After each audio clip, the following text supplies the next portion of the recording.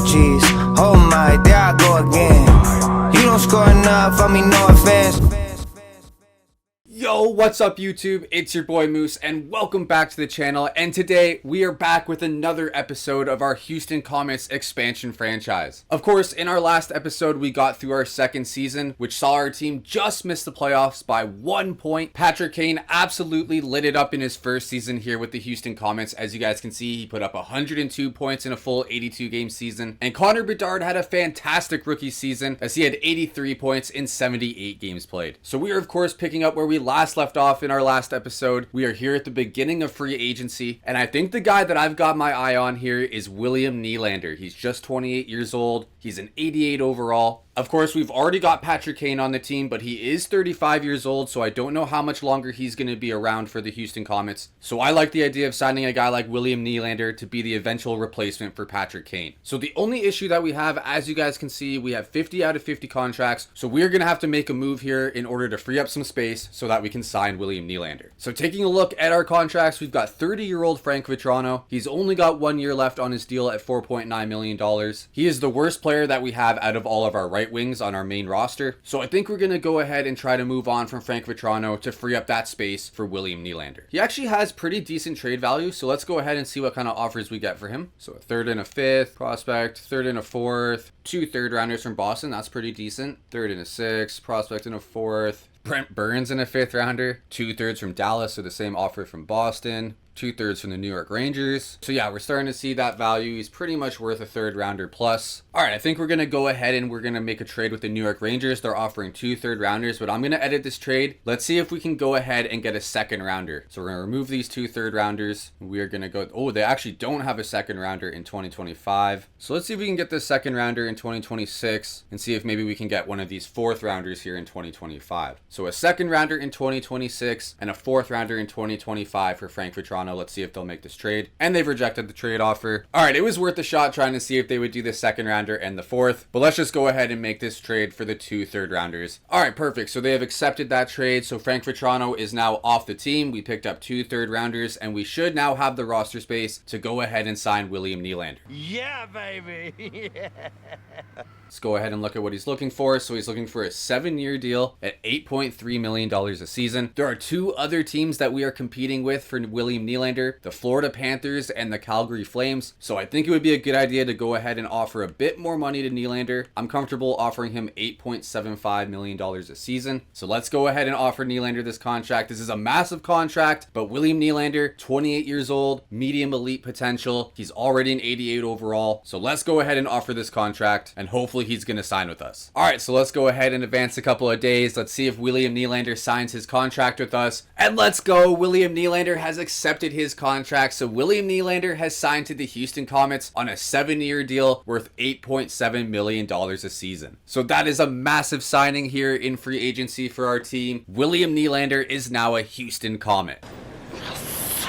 All right, so we made a huge move here in free agency, getting William Nylander signed to a 7-year contract. Of course, after the Nylander signing, our contracts are full. We have 50 out of 50 rosters, so there's not really any more moves that we're going to make here during the offseason. So let's go ahead and sim through the rest of the offseason, get into year 3, and of course, as usual, I will let you guys know of any big trades or big free agent signings that happened here in the offseason. All right, so taking a look at the trades during the offseason, there were only 2 trades that were made. So the Buffalo Sabres acquired a couple of prospects and centerman Colson Pitre and goalie Herman Lee from the New York Rangers in exchange for centerman Chris Tierney, a 2026 4th rounder, and a 2026 5th rounder. But the second trade that was made was actually a massive trade, as the Florida Panthers acquired defenseman Seth Jones and a 2025 7th rounder from the Chicago Blackhawks in exchange for a 2nd rounder in 2025 and a 2nd rounder in 2026. So the Florida Panthers pick up Seth Jones. It's going to be really interesting to see how he fits in there, and that's a pretty good move by the Chicago Blackhawks to get rid of Seth Jones's contract and be able to pick up 2 2nd rounders in the process. Taking a look at the free agent signings during the offseason, the Arizona Coyotes signed Chandler Stevenson to a 1-year contract. The Calgary Flames signed Anthony Duclair to a 2-year deal, and the Detroit Red Wings signed veteran left winger Zach Parise to a 1-year deal as well. The San Jose Sharks added goaltender Eric Comrie to a long-term 6-year deal, so a pretty interesting signing there for 6 years. The Chicago Blackhawks replaced Seth Jones with veteran defenseman Kevin Shattenkirk on a 2-year deal. deal. Alexander Wenberg signed with the Desert Dogs on a 2-year deal. So Arizona's making some moves by signing Chandler Stevenson and Alexander Wenberg. The Toronto Maple Leafs signed left winger Tanner Pearson to a 3-year deal. And the Ottawa Senators signed veteran winger Marcus Johansson to a 2-year deal, while the Winnipeg Jets signed former Houston Comets defenseman Hayden Fleury to a 3-year deal. The San Jose Sharks signed right winger JT Compher to a 3-year contract, while the Florida Panthers made a move for veteran right winger Corey Perry on a 1-year deal. Ryan Hartman signed with the Arizona Coyotes on a 3-year contract, so we're seeing a lot of good signings here by the Arizona Coyotes. And the Minnesota Wild signed JVR to a 2-year deal. The Toronto Maple Leafs bring back an old friend as they signed James Reimer to a 2-year deal, so James Reimer makes his return to Toronto. Sagan can't get it. Score! Grab Marchand!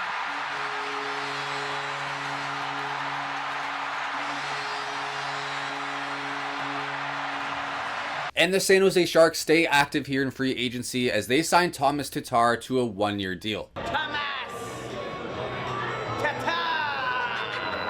The Calgary Flames signed defenseman Sebastian Aho to a 1-year deal. And they also brought back their former captain as the Flames signed Mark Giordano on a 2-year contract. And the Toronto Maple Leafs signed right winger Nino Niederreiter to a 1-year deal. And then Blake Wheeler signed a 1-year deal to join the Anaheim Ducks. And that is all that I'm seeing as far as significant free agent signings during the offseason. Of course, I must have just simmed a little bit too far ahead, so we're not seeing where guys like Sebastian Aho and Patrice Bergeron signed. So let's go ahead and find out where those guys signed on to. So Patrice Bergeron has re-signed with the Boston Bruins. He signed a 1-year deal worth $7.8 million a season, so Patrice Bergeron makes his way back to Boston. And Sebastian Aho actually made his way to the Chicago Blackhawks. And he signed an absolute monster of a contract, so it's a 7-year deal worth $12.3 million a season. Hot damn! So Sebastian Aho has absolutely cashed in as he makes his way to the Chicago Blackhawks. And the other big free agent that was sitting there was Sam Reinhart, and he ended up making his way to the LA Kings as he signed a 7-year deal with LA worth $8.6 million a season. And of course, William Nylander made his way to the Houston Comets on a 7-year deal as well. So those were your big trades and your big free agent signings during the offseason. So now let's go ahead and sim to year number 3.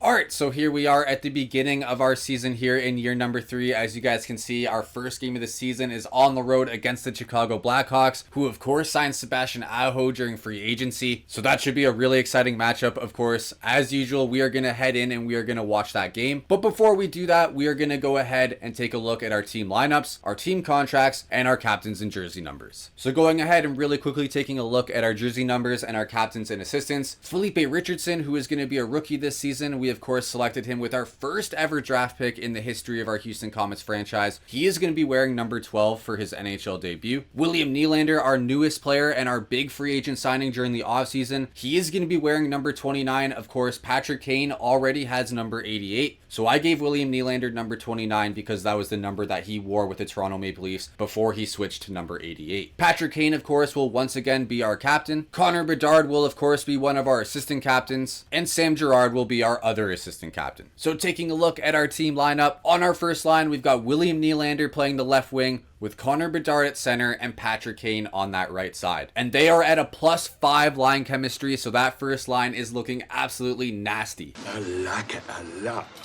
On our second line, we've got Teuvo Teravainen, our rookie Felipe Richardson, and Jesse Puljujarvi. And I am really excited to see how our young center Felipe Richardson plays this year. He's in a really good spot on this second line, playing with 84 overall Jesse Puljujarvi and 86 overall Teuvo Teravainen. Our third line consists of 87 overall Mason Marchment, 84 overall Philip Hedl, and 83 overall Kasper Kapanen. So this might be one of the best third lines in all of the NHL, at least from an overall standpoint. And on our fourth line, you've got Klim Kostin, Michael McLeod, and Matthew Joseph. Taking a look at our defense pairings, on our first pair, we've got Sam Girard with 86 overall David Jiricek. Ethan Bear and Cale Addison are our second defense pair. And on our third defense pair, we've got Thomas Harley playing with Sean Durzi. In net, we've got Ukko-Pekka Luukkonen, who is now at an 87 overall, so hopefully he can have a rebound season from last year. And backing him up will be Caden Primo, who's at an 86 overall, just 25 years old, so he is definitely one of the best backups in the entire league. Taking a look now at our contract contracts and our pending UFAs and RFAs, we've got some decent UFAs. So of course, Patrick Kane is a pending UFA after we signed him to just a 1-year deal, as well as Teuvo Teravainen. But as you guys can see, we can't currently offer any contract extensions to either of those players. So we're going to have to wait till at least later on in the season, or most likely in the offseason. And then our other UFAs are Jesse Puljujarvi, Ethan Bear, and Michael McLeod. Ethan Bear currently doesn't want a contract extension, so I'm not going to offer him anything right now. But Jesse Puljujarvi does have yes under extension, so let's go ahead and see what he's looking for. And he wants a 2-year deal at $5.3 million a season. He is just 26 years old at 84 overall, so it's not a bad contract at just 2 years of length. I am going to try to shave this down to $5 million. That's about as much as I'm willing to pay for Jesse Puljujarvi at 84 overall. But as you guys can see there on the left, we have $43 million in cap space going into next season. So I think offering Jesse Puljujarvi 2 years at $5 million a season is okay. As far as our pending RFAs, we've got Kalen Addison, Philip Hedl, Klim Kostin, Thomas Harley, Nick Hague, and Michael Rasmussen. Of course, as you guys can see, we currently can't offer any contract extensions to any of them except for Philip Hedl, so we're going to go ahead and see what he wants. And he wants 2 years at $8 million a season. That is a no-go. Oh, hell no. So I definitely don't think it's worth offering a guy like Philip Hedl $8 million a season. So we're going to wait till later on in the year, probably more towards the offseason, to see if we can get a more reasonable contract offer to Philip Hedl. As far as our goalies, Caden Primo is also a pending RFA, and taking a look at what he wants 2 years at $4.3 million a season, so that's not too bad at all. He had yes under extension, so we can probably get that down a little bit. We'll offer him $4.1 million a season. He should sign that contract, so let's go ahead and offer that to Caden Primo. So that wouldn't be too bad. Ukko-Pekka Luukkonen at $3 million a year, Caden Primo at $4.1. We would have both of our goalies locked up for a combined $7.1 million a season. All right, so now that we've gone through our contracts, our team lineups, and our captains and assistants and jersey numbers, it is now time to head into the first game of the season here in year number 3, as the Houston Comets will be taking on the Chicago Blackhawks. And as you guys can see, Sebastian Aho will be making his debut on the Chicago Blackhawks. Of course, William Nylander will be making his debut here for us on the Houston Comets as well. And Connor Bedard will be going up against the Chicago Blackhawks. Of course, Chicago won the draft lottery in real life, so it'll be kind of cool to see Connor Bedard playing against the team that will most likely draft him in this year's upcoming draft. So alright everybody, you got the Houston Comets versus the Chicago Blackhawks in the first game of year number 3. Sit back, relax, and enjoy.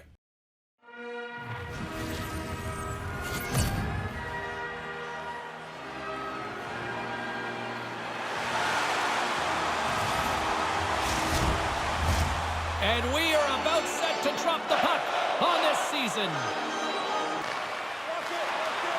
Gains the zone from the right side. Maintains possession. And that one's turned away. Looking for space inside the D zone. And we're going to get a face-off after the offside. Here's a short pass to Teravainen. Takes a shot. Buries it for the goal. I always wanted to have a fast start. It's funny, you go no goals in 3 games in the middle of the year, nobody cares. At the start, it really matters. Kachuk stick handling in his own zone. Cuts into the paint. Oh, and it stays out as he gets a piece of that one. But he came out and challenged him. Good save. Houston's gained the line and into the zone. Oh, what a save by Nedeljkovic. Takes the feed from his own end. And he slides it quickly to Addison. And that's blocked. Couldn't make the connection on the play.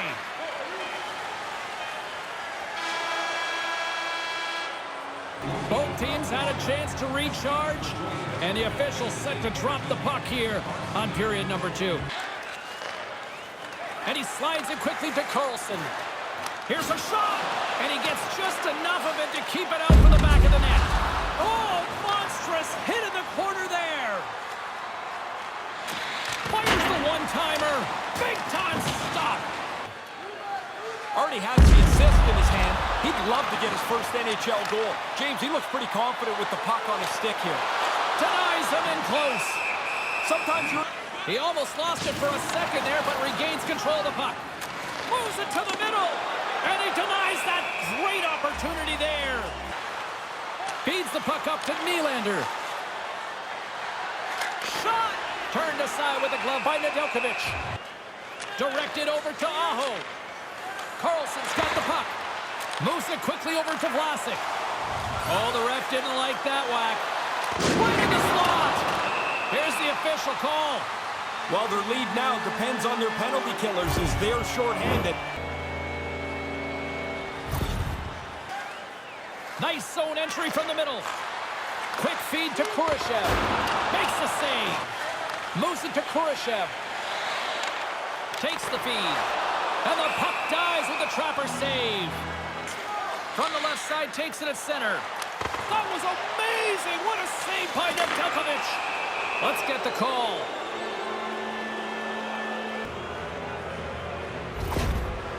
Here they come up along the wing. Handles the puck. Stopped by the goaltender, getting a piece of that one. Here's a pass in front. Oh, and he comes up with a stop. Quick pass to Hito. Way too much congestion blocks that. Huge steal in his own end. Now they want to make something out of all this puck possession. Puts it on net. Stopped by the goaltender. Houston's got it from behind the net. Through the neutral zone now, picking up steam. To his teammate. That's gloved by Nedeljkovic. Gains the zone. Toffoli's out of the box. Oh, how did he get a glove on that? What a stop by Nedeljkovic. The Blackhawks looking against the half wall. Walker saving a good one at that.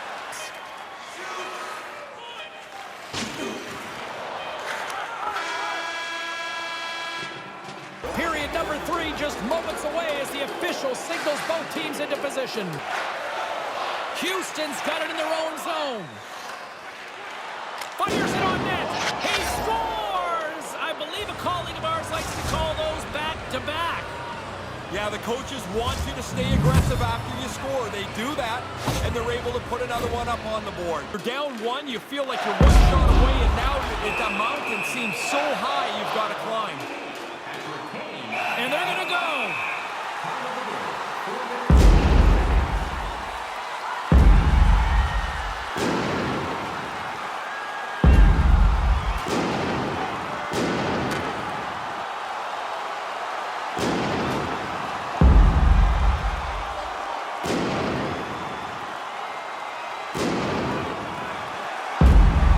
Score that as a point in Greco-Roman style there, Ray? I think what you got there, James, is 2 guys that are just tired of punching each other in the face. And after that tilt, looks like cooler heads have finally prevailed, and we're ready to drop the puck once again. Houston's won the draw, and they'll go to work. Just gets a piece of it to keep it out. Wow! Handles the pass. Here's a pass to the middle, and that's stopped. From the right side, takes the pass. Shot! Great save from in tight. The Blackhawks take possession off the faceoff. Steps in front of the shot. Play blown dead. Let's get the call.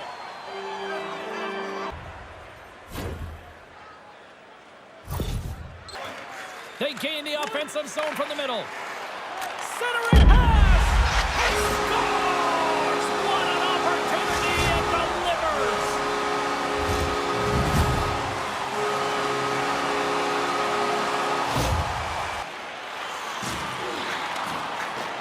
Houston's got possession of the puck.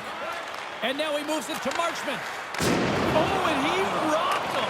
I've been hit like that. You look up, there's nowhere to go, and you've got to take the hit. Slides the puck over. Just misses. Oh, how did he come up with that stop? Quick pass to Toffoli. The Blackhawks really need... He scores! And how about that team? It things up here late in the game.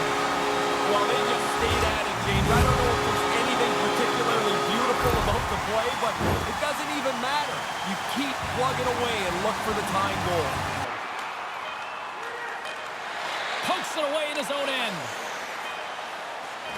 Takes a shot. Along with Ray Ferraro, I'm James Cebulski here in the broadcast booth. They are ready to drop the puck on OT. Gaining momentum along the wing. Makes a move, and the puck hops away from him. It's kind of half of the shake and bake right there. He got the shake, couldn't bake it as the... Scores! There it is!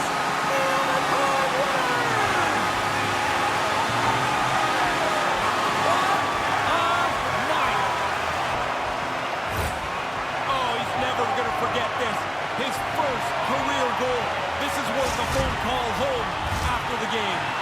Just an absolutely devastating way to lose our season opener there, as the boys blow a 2-0 lead in the third period to the Blackhawks, as Taylor Raddysh scores twice in the third period to tie it up, and Leo Carlsson gets the overtime winner for his first career goal to seal the victory for Chicago. At least we were still able to pick up a point there with the overtime loss, but that's definitely a tough way to lose a game. And after winning both of our season openers in our previous 2 years, that is actually the first time our Houston Comets will walk away with a loss to start their season. Jesse Puljujarvi and Connor Bedard were our 2 goal scorers, while Teuvo Teravainen, Patrick Kane, David Jiricek, and Felipe Richardson all got assists. So Felipe Richardson, our young rookie center, got his first career point in his first career game, and he also had a huge fight there as he stood up for Teuvo Teravainen after Teravainen got hurt, so you absolutely love to see that from our rookie. And Ukko-Pekka Luukkonen, who was having a fantastic start to the game through the first 40 minutes, had a really tough third period in overtime, as he ends up finishing with 21 saves on 24 shots against for an .875 save percentage and a 2.89 goals against, as he ends up taking the loss in the season opener. So overall, a really tough game there for Houston as they blow a 2-0 lead, but hey, at least we got the point with the overtime loss. And of course, Teuvo Teravainen was injured during that game, so let's go ahead and check out the injury report. And as you guys can see, it says he has an injured leg, but thankfully it's a playable injury, so it's not serious at all. It says he'll be back on October 11th, so that is fantastic news. Alright, so with our first game of the season against Chicago now complete, a 3-2 overtime loss, you guys already know the drill. It is now time to go ahead and sim through the first month of the season to see how the boys are doing. But of course, we have contract extension offers out to Jesse Puljujarvi and Kane Primo, so let's go ahead and sim a few days and see what they say to their contract offers. So Jesse Puljujarvi has accepted his offer, so he is re-signed for 2 years at $5 million a season, and Kane Primo has also accepted his contract offer, so he's back on a 2-year deal as well for $4.1 million a season. So that is fantastic. So now let's go ahead and sim through the first month and see how the boys are doing.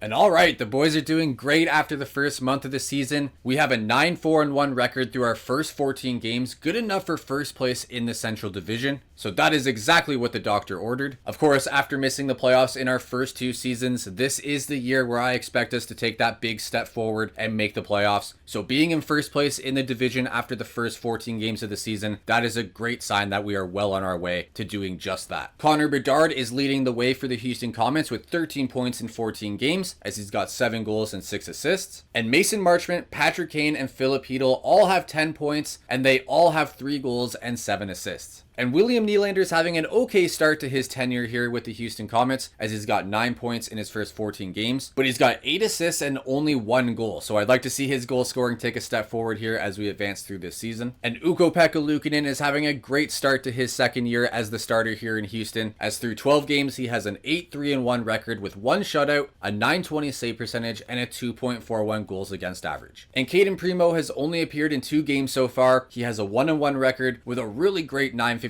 save percentage and a 1.51 goals against. So we are getting great goaltending so far here to start year number 3. All right, so now we're going to go ahead and sim the next 2 months. We're going to get through December here, and hopefully the boys can keep it up.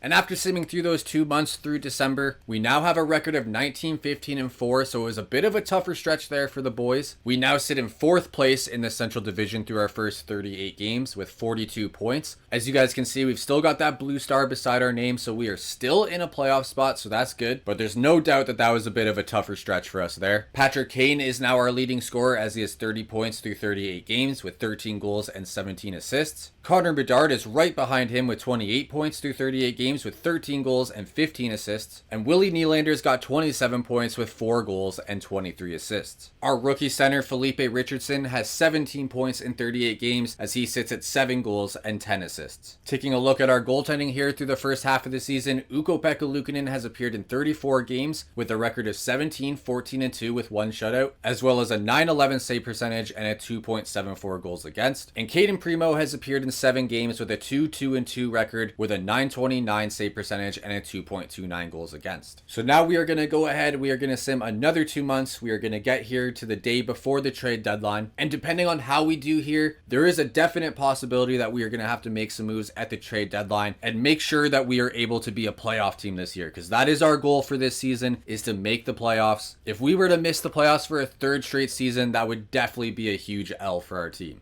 Le who?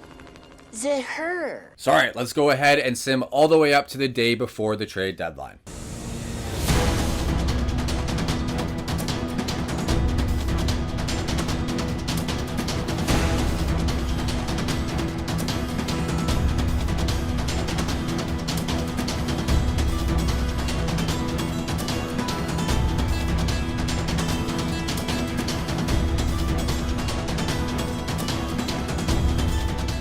Alright, so here we are one day before the NHL trade deadline, and that was a pretty good stretch for our Houston Comets. Through 64 games played, we now sit at a record of 34, 26, and 4, which has us sitting in 2nd place in the Central Division with 72 points, 12 points back of the Colorado Avalanche, but a solid 4 points ahead of the Chicago Blackhawks, who are in 3rd place. So we are sitting in a pretty good position as we head into the trade deadline here. Yes! Hell yeah! So we are definitely going to be buyers here at the deadline, but we also aren't going to be desperate or anything like that to make a crazy move. So we can kind of sit back and look at all of our options. Patrick Kane is still our leading scorer through 64 games as he has 57 points with 17 goals and 40 assists. Connor Bedard is having another great season as he has 55 points through 64 games with 32 goals and 23 assists. Teravainen is having a really good second year here in Houston as he has 47 points in 64 games with 22 goals and 25 assists. And William Nylander is having a pretty interesting start to his Houston Comet career as he has 44 points in 61 games but only has 5 goals to go along with 39 assists.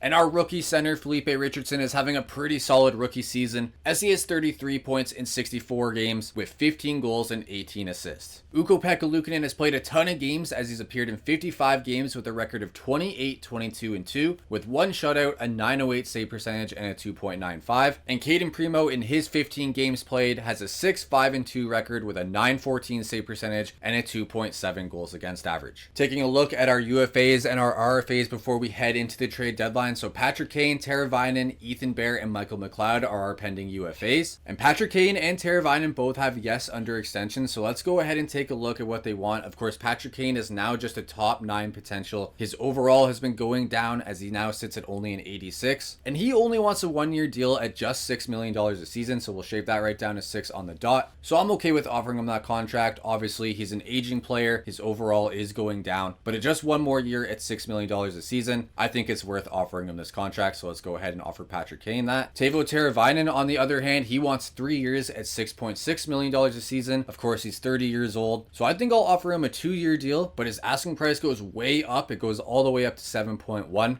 So I'm going to go ahead, I'm going to offer him $6.9 million a season at 2 years and see if he'll take that contract offer. Ethan Bear and Michael McLeod, we're going to wait till the offseason to decide what we're going to do with those 2 guys. And looking at our RFAs here, we've got a few of them, but I think the 2 guys that I'm going to focus on here are Philip Hedl and Thomas Harley. So Philip Hedl wants a 3-year deal at $3.8 million a season, which is a lot less than what he was asking for before the season began. Oh, thank God. Oh, that's good. So I like this contract for Philip Hedl. He's only 25 years old, 84 overall. 3.8 is a pretty fair asking point, so I'm just going to go ahead and offer him that contract. And Thomas Harley, who is our young 23-year-old defenseman at 81 overall. He wants 2 years at 2.1. Again, that's a really fair asking price. I'm going to be a little bit cheap though. I'm going to knock that down to $2 million on the dot, and hopefully he'll sign that contract. As for everybody else, I'm just going to wait to the offseason to deal with their contracts. Taking a look at our team needs, we've got a really solid forward lineup. If there was like a really good center available here at the deadline, maybe we could look to add to our center depth. Felipe Richardson as just a rookie. That's a lot of responsibility on him playing on that second line. So maybe if we could add a really solid second line center and we can knock down Richardson down to the third line, that could be definitely something that we look to do. But I think going into the trade deadline, my number one goal is going to be improving our defense. We've got Nicholas Hague here on the third pair. He's a pretty solid defenseman at just 26 years old, but I definitely think it's possible that we could potentially look to move Hague and a couple of pieces and bring in a really solid defenseman that we could jump into our top two pairs. And as far as goaltending is concerned, I am comfortable with Ukko-Pekka Luukkonen and Kane Primo being our two guys. All right, let's head into the trade deadline. And as I was simming just a day to get to the trade deadline, Patrick Kane has actually decided to accept our contract offer. So Patrick Kane is back on a one-year deal with the Houston Comets. You like that? You like that? All right, so taking a look at the players available, you got Jeremy Swayman available on Boston. Ryan O'Reilly is available from the Toronto Maple Leafs, and he could definitely be that centerman that we look to bring in here during the deadline. A couple of really solid defensemen are available here in Jonas Brodin and Ivan Provorov, and I really like Ivan Provorov. 86 overall, top 4D potential. He's just 28 years old. So I definitely think I might make a move here for Ivan Provorov and potentially Ryan O'Reilly. All right, so looking at the trade finder, the offers that we found for Ivan Provorov. So we've got 5 different offers here that the Philadelphia Flyers would take. So number 1, Klim Kostin, as well as a second and third rounder. Jesse Puljujarvi and 2/3. Prospect Karki, Kasperi Kapanen, and a third rounder. Defensive prospect Jakub Kromiak, Kasperi Kapanen, and a third. And then our final offer, David Reinbacher, Kasperi Kapanen, and a third rounder. So I'm going to go ahead and edit these trades. I'm not in love with any of those trade offers. So our first offer is going to be Nick Hague and 2 third rounders for Ivan Provorov. Let's see what they say. Not too surprisingly, they've rejected that offer. All right, so I'm going to add a second rounder in 2025 to that deal. Let's see if they'll do this. And they've actually rejected that offer, which is kind of surprising. Hopefully they don't want too much more on top of this offer. This is quite a bit for Ivan Provorov, but I do think he'll be a good fit on our team. I'm actually going to go ahead and add a 5th rounder here in 2026. So let's see if they'll do that trade. And there we go. All right, boom. They've accepted that offer. So we got Ivan Provorov on the team now. We moved on from Nick Hague, a 2nd and a 3rd this year, as well as a 5th rounder next year. So a pretty decent price there to pay for Ivan Provorov, but I definitely think he's going to help our defense quite a bit. And unfortunately, while we were making that trade for Ivan Provorov, Ryan O'Reilly was traded away, so he is not available anymore. But that's all right. Our main thing that we wanted to get done here at the deadline was adding a defenseman, which we did here with Ivan Provorov. But I still want to see if we can go ahead and maybe try to find a center to add to our forward depth.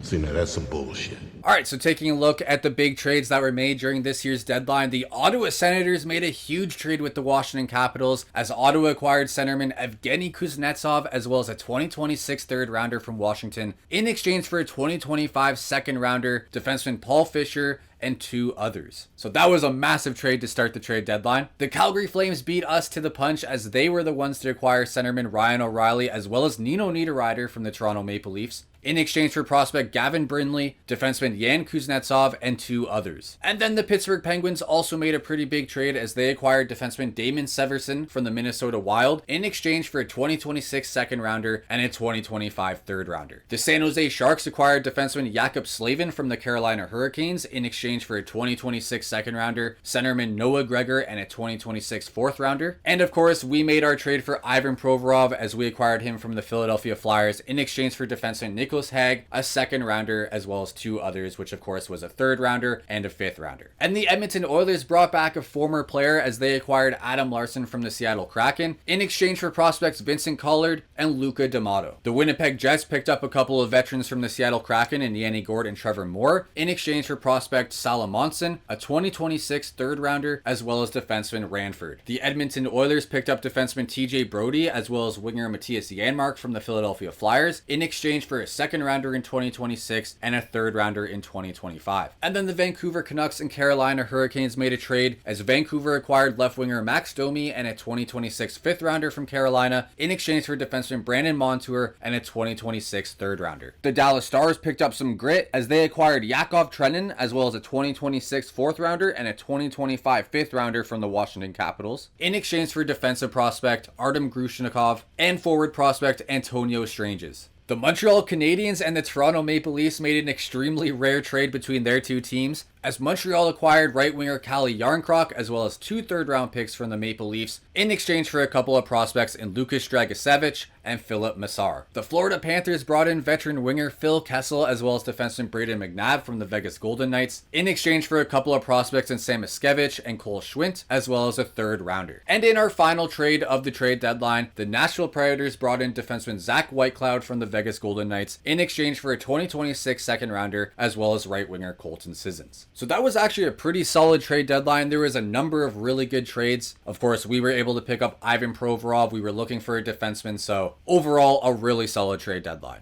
Alright, so of course we made just the one move at the trade deadline as we acquired Ivan Provorov. So taking a look at our brand new defense pairs, our first pair remains unchanged as we still have Samuel Girard and David Jiricek playing together. But our second defense pair is now looking a lot better here as we got Ivan Provorov, 86 overall, playing with 84 overall Kalen Addison, and Thomas Harley is on that third pair with Ethan Bear. So our defense is looking a lot better now with Provorov there on the second pair, so I think that's going to really help our team here in the final months of the regular season as we make a push towards the playoffs. Of course, we still got a couple of pending offers to some of our UFAs and RFAs, so before we go ahead and sim the rest of the regular season, let's go ahead and advance a couple of days and see what they say to their contract extensions. So Teuvo Teravainen has accepted his contract extension, so he's back with the Houston Comets. Philip Hedl has also decided to accept his contract extension, and Thomas Harley, the young defenseman, has also accepted his contract offer. So now taking a look at our contracts, we've only got 3 UFAs and 3 RFAs. So Ivan Provorov is one of our UFAs. Of course, he was our big trade deadline acquisition, and he wants a 4-year deal worth $5.2 million a season. 4 years is a little bit too much for me, so I'm going to go ahead and knock that down to 3. And his asking price actually stayed the same there at 5.25.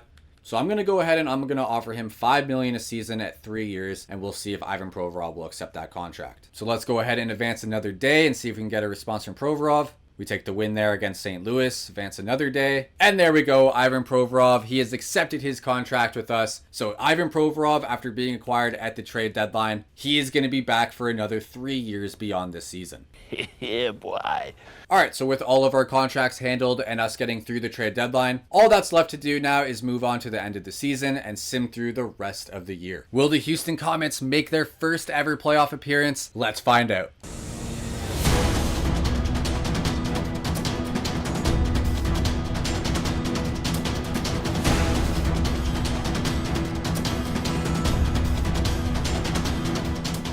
And after simming through the rest of the regular season, it wasn't the best stretch for our guys there, as we now have a record of 41, 36, and 5. But it was good enough to hold on to a playoff spot there. As you guys can see, we are sitting in 4th place in the Central Division with 87 points. We've got that blue X beside our name, so we have clinched a playoff spot here in our 3rd season. So that is amazing. Our goal coming into the season was to make it to the playoffs, and that is exactly what we were able to do here in year number 3. Get your numbers up. I had to get my numbers up. Connor Bedard ended up leading the team in scoring with 72 points in 81 games as he had a 41 goal season to go along with 31 assists. William Nylander ended up being our second leading scorer as he had 65 points in 79 games with 11 goals and 54 assists. And Patrick Kane unfortunately had to deal with a little bit of an injury there as he only played in 69 games as he finished with 63 points with 20 goals and 43 assists. Felipe Richardson, our rookie center, finished his first year in the NHL with 38 points in a full 82 games as he scored 17 times with 21 assists. And Ivan Provorov was pretty solid in his 18 games with the Houston Comets as he ended up putting up 10 points in those 18 games, all of them being assists. Ukko-Pekka Luukkonen ended up appearing in 70 games for us this year, so that's a ton of work for Ukko-Pekka Luukkonen as he ended up with a record of 34, 29, and 3 with 1 shutout and a .903 save percentage and a 3.11 goals against. Caden Primo only appeared in 20 games as he actually had a losing record of 7, 8, and 2, but he had a pretty solid 9-10 save percentage with a 2.83 goals against. And taking a look at the top scorers during the regular season, a bit of a surprise here as Jesper Bratt actually led the league in scoring with 106 points as he had 39 goals and 67 assists. Bratt is definitely a really solid player. If anything, he's actually really underrated, but I never expected him to be the leading scorer here in the entire NHL, so that is a bit of a surprise. Mika Zibanejad was your second leading scorer with 103 points as he had 40 goals and 63 assists. Nathan MacKinnon was third with 102 points with 50 goals and 52 assists. And then your two Edmonton Oilers round out your top 5 scorers, as Leon Draisaitl had 101 points and Connor McDavid finished with 100 points on the dot. Nathan MacKinnon was your leading goal scorer with his 50 goals, and Austin Matthews and Connor McDavid were right behind him with 49 and 48 goals respectively. Taking a look at the top rookie scorers, Leo Carlsson was the leading scorer for all rookies in the entire league, as he had 66 points in 82 games with 12 goals and 54 assists. And Dalibor Dvorsky was second for the Arizona Coyotes, as he had 61 points with 18 goals and 43 assists. And Felipe Richardson was your 9th leading scorer in the rookie race, as he of course finished with 38 points in 82 games. Matt Murray had the most wins for the Pittsburgh Penguins, so Matt Murray returns to Pittsburgh this year and has a fantastic season, as he finishes with a 42 win season to go along with 17 losses and 5 overtime losses, with 6 shutouts and a really solid .919 save percentage and 2.41 goals against. Taking a look here at the standings in the Central Division, the Colorado Avalanche finished in first place as they had a 50 win season, good enough for 106 points. And then the Dallas Stars, Chicago Blackhawks, and Houston Comets were your other top teams in the Central Division, as they will all be making the playoffs. Taking a look at your top teams during the regular season, the Pittsburgh Penguins were number 1 with an insane 119 points with 57 wins. The Columbus Blue Jackets had an amazing year as they finished with 107 points with 49 wins. The Colorado Avalanche, of course, had 106 points with their 50 wins. And then the New Jersey Devils finished with 101 points, as well as the Boston Bruins. And the Edmonton Oilers were your other team with 100 points. Your Houston Comets, of course, finished with 87 points with a 41 win season, which was just good enough to make the playoffs. As you guys can see, we were the final team to clinch a playoff spot, as we finished in 19th place in the regular season. Our AHL team, the Houston Apollos, didn't have as much luck, as they actually ended up missing the playoffs for the first time in our expansion mode series, as they end up with a record of 39, 34, and 9 for 87 points, which landed them in 7th place in the North Division. Alexander Zetterberg, who was our first round pick in last year's draft at 12th overall, actually ended up leading our team in scoring in his first year of pro hockey, as he finished with a really solid 71 points in 82 games played with 21 goals and 50 assists. So you absolutely love to see that from our young center. Kasper Haltunen, another former first round pick of ours, was second on the team in scoring, as he finished with 25 goals and 29 assists for 55 points in 81 games played. And Ryan Merkley led our AHL defense in scoring, as he put up 40 points in 79 games played with 10 goals and 30 assists. And in net, Noah Volley had a decent season for our Houston Apollos, as he finished with a winning record of 25, 19, and 4 in 48 games played, with 4 shutouts and a .901 save percentage and a 2.62 goals against average. But again, that was unfortunately not enough, as our AHL team missed the playoffs for the very first time. Alright, so here we are in the playoffs, of course, in our very first ever playoff matchup. We finished in 4th place in the Central Division, so we will be going up against the number 1 seed Colorado Avalanche. So this is definitely going to be a tough task for our team here in their first ever playoff matchup, but I definitely believe that we are up to the task. I truly hope so. We unfortunately do have one pretty significant injury as we head into our matchup against the Colorado Avalanche. As you guys can see, David Jiricek is out with a broken wrist, and he is not going to be returning until June 20th. And as you can see, we are only on April 11th, so we are pretty much going to be without our number 1 defenseman, David Jiricek, for the entirety of this playoff run. So that trade that we made at the deadline for Ivan Provorov, that is actually a critical trade that we made, because without that trade, our defensive depth would not be looking good at all. Alright, so the way that we are going to go ahead and sim through our playoffs, we're not going to do the slow sim thing. I'll do that once we reach a point of elimination. So once we're at 3 wins or Colorado's at 3 wins, that's when I'll start to do the slow sim. But up until that point, we're just going to go through each game individually here in the calendar. So let's go ahead and sim game number 1 and see what happens. So we take a 4-1 loss in game number 1. So a tough start there, but hopefully we can get the win in game number 2. So let's go ahead and sim through game number 2. And we take a pretty big loss there as we lose 7-5, and we find ourselves in a really big hole here to start the series, down 2-0. It's in my opinion, we've got a lot to worry about here. I'm scared. Of course, those first 2 games are on the road, so now we make our way to Houston in front of our home crowd in the playoffs for the first time. So hopefully the boys can use that home crowd advantage and get back into this series. So let's go ahead and sim through game number 3 now. And we lose once again 4-1 to Colorado, so we find ourselves in the biggest hole that you can be in, down 3-0. Well, that's fucking not good. So this is going to have to take a miracle comeback for the Houston Comets. So like I said, once one team got to 3 wins, we are going to go ahead and slow sim through the rest of the games. So let's get into game number 4 and see if we can start a historic comeback here against the Colorado Avalanche. So here we are in game number 4 in the first period. Let's see what happens through the first 20 minutes. And the Colorado Avalanche jump out to a massive 4-0 lead as they get goals from O'Connor, Taze, McKinnon, and Makar. It's over now. So that is about the worst start we could have possibly asked for here in game number 4. Things are not looking good. This is going to take a huge comeback. So let's go ahead and sim through the second period. And both teams score twice as Michael McLeod and Patrick Kane get the goals for Houston, while Nichushkin and Rantanen get the goals for Colorado. So it is very unlikely here that the Houston Comets are going to be able to get a win here in game number 4. But let's go ahead and sim the third period and see what happens. And both teams score a goal as William Nylander scores for Houston and Gabriel Landeskog gets the goal for Colorado. So Colorado takes the game 4 victory 7-3 and eliminates the Houston Comets with a 4-game sweep. That's terrible. So that is a tough sight to see. We get swept by the Colorado Avalanche in our first ever playoff appearance, so we weren't even able to get our first ever victory in the playoffs. Of course, the odds were stacked against us. Colorado was a top team during the regular season, but it would have been nice to get at least 1 or 2 victories there and make it an interesting series. Getting swept, that's just a little bit lackluster, but you know what? At the end of the day, we made the playoffs, so we accomplished our goal going into the season. It is what it is at this point.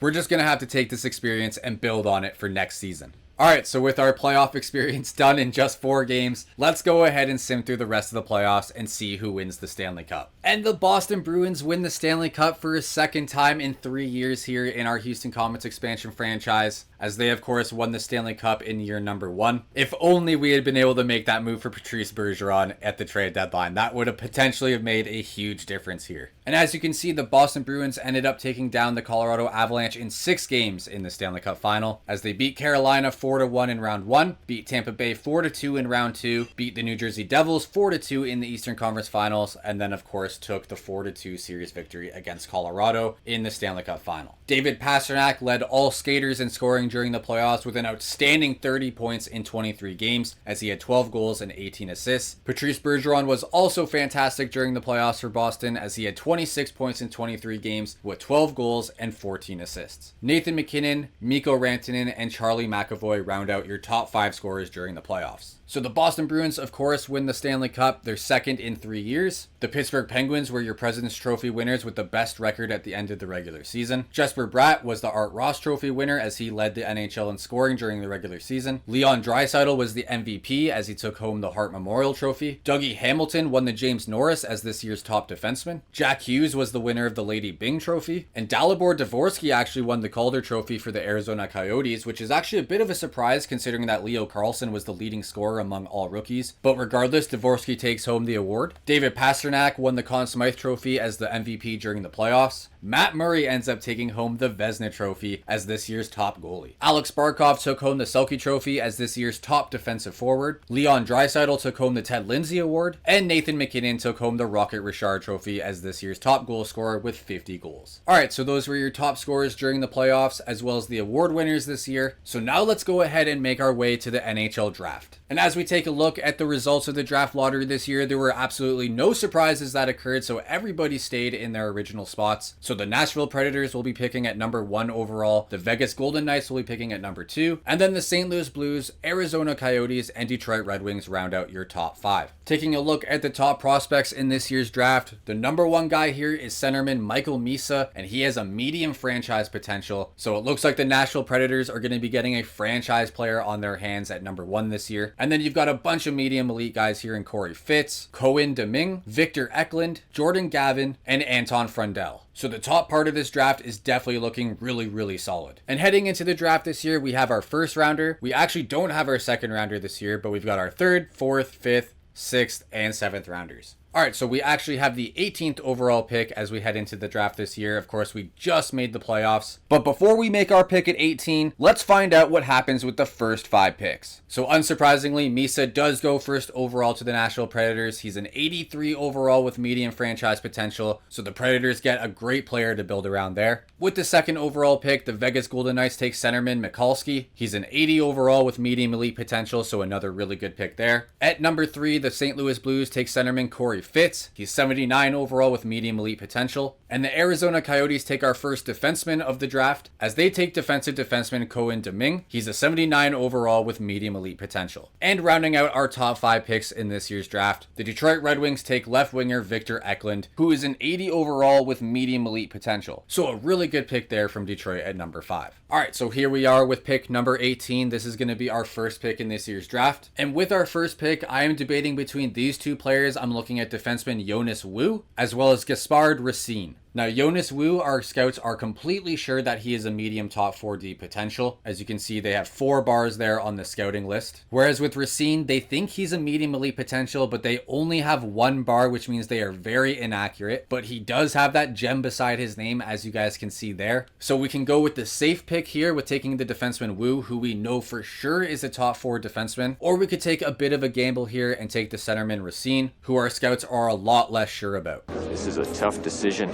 We have a lot better prospects at forward than we do defense, so I think I'm going to keep things safe here. I want to make sure that we hit with our first rounder this year. So I'm going to go ahead and take the defenseman Jonas Wu with our first rounder. And it's a pretty good pick. He's a 2-way defenseman. He's 64 overall, and he does have that medium top 4 potential. So I like that pick. We played it safe. We made sure that we got a pretty good prospect into our system. So we, of course, didn't have a second rounder in this year's draft, so here we are in round number 3. And with our third round pick, I'm going to take the winger Devin Hordachuk out of the United States. He is a low top 6 potential, but of course our scouts are completely accurate on that, so we know exactly what we're getting with this pick. So Devin Hordachuk is going to be our third round draft pick. And he is also a 64 overall, much like our first rounder, Jonas Wu. So I'm pretty happy with that. And he's got that low top 6 potential, which is what our scouts said he would be. So another solid pick here in round number 3. And with our fourth round pick, I'm going to take the left winger out of Sweden, Oskar Tomerns, or Tomerns, whichever way you want to pronounce that. He's got low elite potential, so hopefully our scouts are right about that. And he's actually got a superstar ability as he has the shutdown ability. So I really like that. I think that's a good sign that this is going to be a pretty decent player. So with our fourth round pick, we are taking this winger here out of Sweden. And okay, we missed a little bit there. He didn't have elite potential. He's actually a low top 9 at 58 overall. So not the greatest pick there, but also not the worst pick. We definitely could have done a lot worse than that. So I'm okay with that. Moving on now to our fifth round pick. And the player that sticks out to me here in round number 5 is the Russian left winger, Viktor Mayorov. He's got low elite potential and our scouts are semi-accurate on him as they have 3 bars there beside his name. So I'm going to go ahead and I'm going to take a shot here on the Russian winger Mayorov.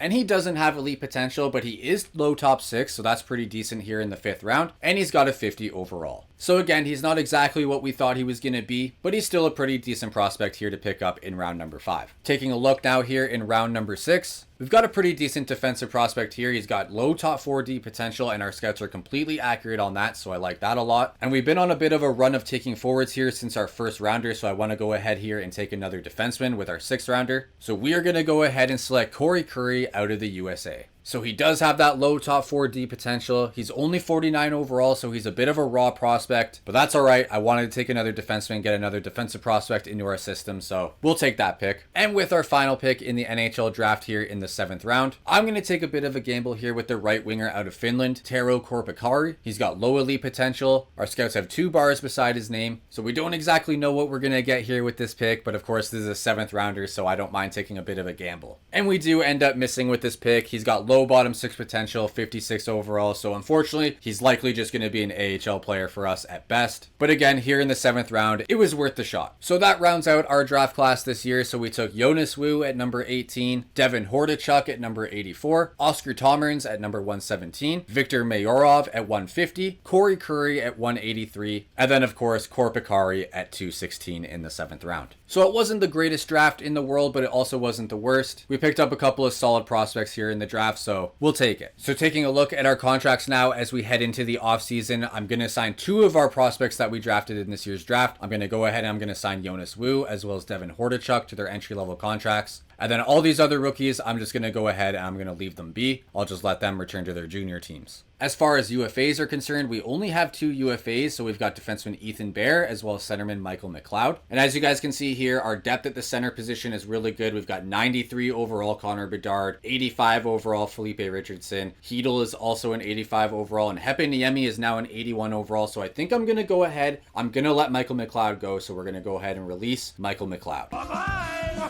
And looking at our defensive depth, we've got really good defensemen here. Ethan Bear is only our 6th best defenseman from an overall standpoint. As you can see, he's got no underextension, so we'd have to overpay to keep him. And when you take a look at our defensive depth, I just don't think that's going to be worth it. So we're going to go ahead and we are going to release Ethan Bear. Taking a look at our RFAs, we've got a bunch of them. As you can see there, just a ton of RFAs that we got to get re-signed. I think out of all these guys, I'm going to let Toropchenko go. He's only a medium bottom 6 potential, so he's not really someone who's going to factor into our team.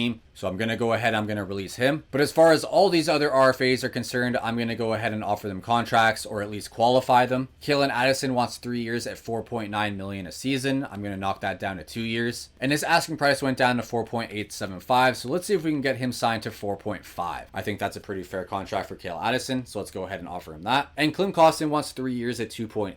He's 26 years old, 84 overall. Again, I'm going to knock that down to 2 years and see if he'll sign for 2.5. Perfect. All right, let's offer that contract to Klim Kostin. Looking at our goaltending, we've got everybody locked up. So Primo and Luukkonen are both signed to contracts. Noah Volley and Clefbaum are good to go. And I will go ahead and offer a contract here to Lindbergh to fill out our goalie depth. All right, so Kalen Addison has accepted his contract offer, so he's back for another 2 years. And Klim Kostin has actually rejected his offers, so that's pretty interesting. And we actually had a few of our RFAs also reject their offers, so I'm going to go ahead and I will qualify each one of these RFAs. So we are going to go ahead and offer Klim Kostin a 2-year deal at $2.875 mil. All right, perfect. So Klim Kostin has now accepted his contract offer, so now he's back for another 2 years. And of course, like I said, I went ahead and I qualified each one of these RFAs, so they should all eventually sign back with us as we get through the offseason. All right, so let's go ahead and sim ahead to free agency and see who is available. So the number 1 free agent available is Victor Hedman, 92 overall, medium elite. Troy Terry is your top forward available at 89 overall. And then you've also got Patrice Bergeron at 88 overall, as he will be a free agent for a 3rd season in a row. But why? David Perron, Taylor Hall, and Brock Nelson are all 87 overall. And then you've got Nikolai Ehlers, Evgeny Kuznetsov, and Brad Marchand at 86 overall. But that is where I'm going to end today's episode, guys. So we got through year number 3, which saw us make the playoffs for the first time in franchise history. And even though things didn't go how we wanted them to, as we of course got swept by the Colorado Avalanche in the first round, this was still a really successful season for our team, as we took a solid step forward by making the playoffs. We brought in really good players like William Nylander in free agency, as well as Ivan Provorov at the trade deadline, to add to our core of players that already involves guys like Connor Bedard, Patrick Kane, David Jiricek, and Felipe Richardson. So our Houston Comets are definitely a team on the rise, as we will be looking to make the playoffs in back-to-back seasons as we get into year number 4 and our next episode. Let me know down in the comments who you would like to see me sign during free agency. Should I bring in a veteran like Patrice Bergeron or Brad Marchand, or should we make a huge move and swing for the fences and bring in one of the top guys like Victor Hedman or Troy Terry? Let me know down below. I hope you guys enjoyed today's episode, and if you did, make sure to leave a like and subscribe to the channel to help your boy out. Thank you so much for watching, and until next time, Moose out.